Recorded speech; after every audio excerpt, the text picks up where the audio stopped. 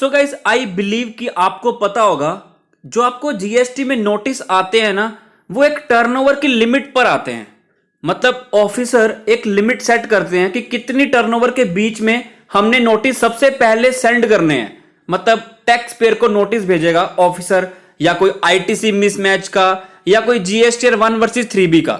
तो आप guys please ensure कर लो कि आपकी टर्नओवर पोर्टल पर सही है या नहीं, because that is the only base for the officer जो वो चेक करते हैं before sending you the notice. So guys आज की वीडियो में आपको पता लग जाएगा कि टर्नओवर को कैसे अपडेट करना है, बट इसकी एक लिमिट भी है। आप ऐसा नहीं कि कभी भी उठकर टर्नओवर को अपडेट कर लो। तो वीडियो को एंड तक देखना और लाइक करके शेयर करना। बट उससे पहले गाइस अगर आप मेरे चैनल पर नए हैं तो सब्सक्राइब करके बेल बटन को प्रेस कर लेना, ताकि आपको सारी नोटिफिकेशन मिलती रहे। और इनको डाउनलोड करने के लिए टेलीग्राम को ज्वाइन कर लो, लिंक इज इन डिस्क्रिप्शन। ये सभी मैं टेलीग्राम में शेयर कर दूंगा।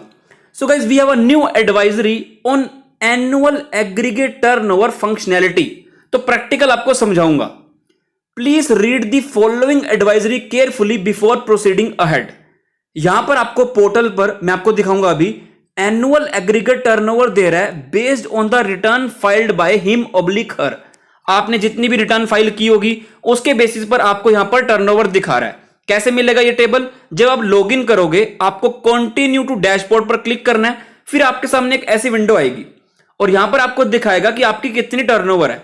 लाइक इस कंपनी के 2 जीएसटीएन नंबर हैं, तो यहां पर जो टर्नओवर आ रही है ये 1 जीएसटीएन की आ रही है, और नीचे लिखा हुआ है एग्रीगेट टर्नओवर पैन बेस्ड। यहां पर आ रही है टोटल टर्नओवर। 2 जीएसटीएन में एक महाराष्ट्र है, एक कर्नाटका है, दोनों को ऐड करके ये टर्नओवर बन रही है, और ये सिर्फ महाराष्ट्र की है, और मैंने क्रॉस वेरीफाई भी इसे कर लिया है, ये बिल्कुल सही आ रही है। यहां पर अब फिगर्स कैसे आ रही हैं? Based on the return filed and the value displayed above are as on 29 जून 2021। जैसे ही आप रिटर्न फाइल कर रहे हो ये फिगर्स अपडेट हो रही हैं। Aggregate turnover is updated dynamically based upon the filings done by all GSTN under the pan. एक पैन पर जितने भी जीएसटीएन नंबर है वो टर्नओवर आपकी यहां पर आ जाएगी। Final turnover and aggregate turnover will be made available post tax officer verification on 11 अक्टूबर 2021। अगर आपको लगता है कि ये टर्नओवर आपकी है जो आ रही है वो गलत है, तो आपको प्लीज इसे अपडेट कर लेना, ताकि जो ऑफिसर एक लिमिट यूज करता है उनके पास सही टर्नओवर जाए। आपको व्यू ऑब्लिक अपडेट पर क्लिक करना है, फिर आपके सामने एक ऐसी विंडो आएगी। यहां पर आप ऊपर देख सकते हो फाइनेंशियल ईयर 2021 के लिए यहां पर दिखा रहा है क्लोजर डेट 31 अगस्त 2021, स्टेटस आ रहा है नोट सबमिटेड। यहां पर मैंने आपको टर्नओवर दिखाई, सिस्टम कंप्यूटेड टर्नओवर मेरी आ रही है इस जीएसटीएन पर महाराष्ट्र में इतनी। टोटल एग्रीगेट टर्नओवर कितनी आ रही है सारे जीएसटीएन मिला के इतनी। तो अगर आपको लगता है कि ये टर्नओवर गलत आ रही है तो आप क्या करो, यहां पर वो टर्नओवर सही से रिपोर्ट करो। Turnover reported by tax payer. आपको लगता है कि ये गलत है, आप सही टर्नओवर यहां पर लिख दो। ऐसे ही आप दूसरा जीएसटीएन नंबर चेक करो, वहां पर भी लिख दो, तो ऑटोमेटिकली ये टर्नओवर रिवाइज हो जाएगी। यहां पर आप अपने रिमार्क्स लिख दो कि मैं क्यों बोल रहा हूं कि मेरी टर्नओवर ये है, और वो फाइल भी अपलोड कर दो जिस बेसिस पर आपको लगता है कि हाँ मैंने रिटर्न इतनी फाइल किया और मेरी टर्नओवर इतनी होनी चाहिए। वो फाइल आप अपलोड कर सकते हो यहां पर, और ऑथराइज सिग्नेटरी लगा के सबमिट कर दो विद ईवीसी या DSC as the case may be. अब इसे पढ़ते हैं कि क्या रूल है। बेसिकली आपको फैसिलिटी दी जा रही है अपडेट की, आप टर्नओवर को अपडेट कर सकते हो जैसे मैंने आपको दिखा दिया। आगे क्या लिखा हुआ है कि जितने भी एक पैन पर जीएसटीएन है आप सभी की टर्नओवर अपडेट कर सकते हो, और जैसे ही आप अपडेट करोगे किसी भी जीएसटीएन पर वो सारे चेंजेस आपके कंबाइन हो जाएंगे एग्रीगेट टर्नओवर में। दूसरी बड़ी बात, टैक्स पेयर कैन अमेंड। ये जो मैंने आपको ऑप्शन दिखाया टर्नओवर अपडेट का, इसे आप अमेंड कर सकते हो। कैन अमेंड ट्वाइस, 2 बार कर सकते हो with in a period of 1 month.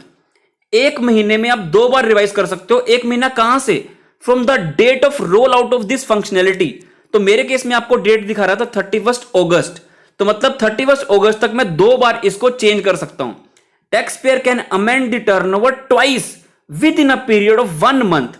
1 महीने में 2 बार मैं चेंज कर सकता हूं इसे।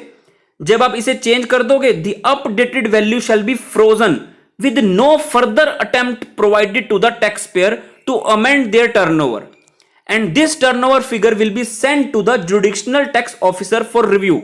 आप 2 बार चेंज कर सकते हो, उसके बाद फिगर्स हो जाएंगी फ्रोजन।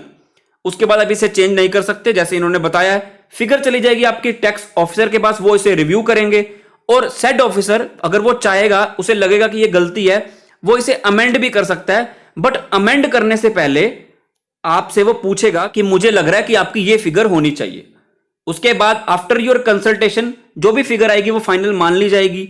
सपोज करो आप जब अपडेट करते हो फिगर टर्नओवर की, in case no action is taken by the officer within 30 days, वो आपको कुछ भी नहीं बताते, then the same shall be considered as final which will be displayed to the taxpayer accordingly and will be considered as such for the entire previous financial year।